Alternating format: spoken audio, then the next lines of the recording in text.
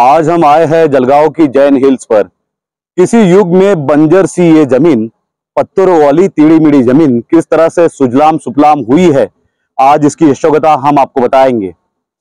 एक दूरदृष्टि वाला खानदेश का सुपुत्र, जिन्हें हम आज सम्मान से बड़े भाऊ या भंवरलाल जी जैन कहते हैं, किस तरह से उनकी संकल्पना, उनकी दूरदृष्टि अर्थात कल्पना कणापरी ब्रह्मांडाचा भेद भरी, भेद करी, इस तरह से इनकी संकल्पना थी।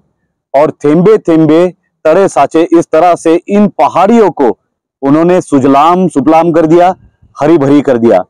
ये भंवरलाल जी भाऊ की दूरदृष्टि थी कि 25-30 साल पहले एक बंजर जमीन आज हरी भरी हो चुकी है। पोले के इस अवसर पर आज हम जैन हिल्स आए हैं। भंवरलाल जी अर्थात बड़े भाऊ की उज्जवल स्वर्णिम परंपरा, किसानों से जुड़ी हुई उनकी नाल, किसान, शेत मजूर और उनकी कारभारिन, इनसे जैन इरिगेशन की एक नाल से जुड़ी हुई है, जिसका संपूर्णतः श्रेय बड़े भाऊ को जाता है। और उनकी परंपरा, उनकी संस्कृति, भारतीय संस्कृति आगे ले जाने का काम अशोक भाऊ जैन कर रहे हैं। इस संदर्भ में आपको भंवरलाल जी इन पर लिखी गई एक सुंदर सी कविता आपको सुनाने जा रहे हैं। और वास्तव में ये कविता हमारी नहीं है, ये कविता का श्रेय जाता है डॉक्टर राजेंद्र जी मालो से चांदवड़, इन्हें इस कविता का श्रेय जाता है। आपको इस कविता को हम पठन करके सुनाने जा रहे हैं। स्वप्न दृष्टा, पत्थर से बिखरे हुए पहाड़ जंगल में अनेक, लाया उन्हें चुनकर स्वप्न दृष्टा एक। आकार नहीं, रूप नहीं, पत्थर थे सब टेढ़े मेढ़े, लोग हंसते थे, व्यंग हंसी करते थे, कहते थे ये है विमूढ़। स्वप्न दृष्टा शांत था, दृष्टि उसकी दूर थी, पत्थर पत्थर में उसने छवि मूर्ति की देखी थी। मूर्ति साकार करना उसका जीवन ध्येय था, प्रेम थी उसकी शक्ति, विश्वास उसका श्वास था।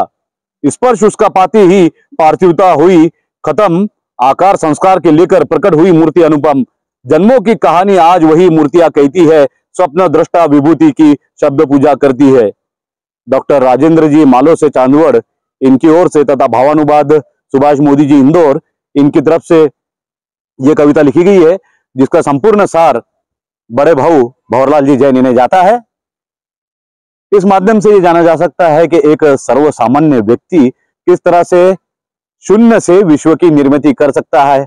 आज हजारों करोड़ रुपए का टर्नओवर वाली ये जैन इरिगेशन कंपनी सिर्फ जलगांव ही नहीं, खानदेश, महाराष्ट्र में ही, बल्कि देश विदेश, विश्व के लगभग हर देश में जैन इरिगेशन का अस्तित्व है, जिसका बड़ा संपूर्ण श्रेय जाता है बड़े भाऊ को। विनम्र अभिवादन।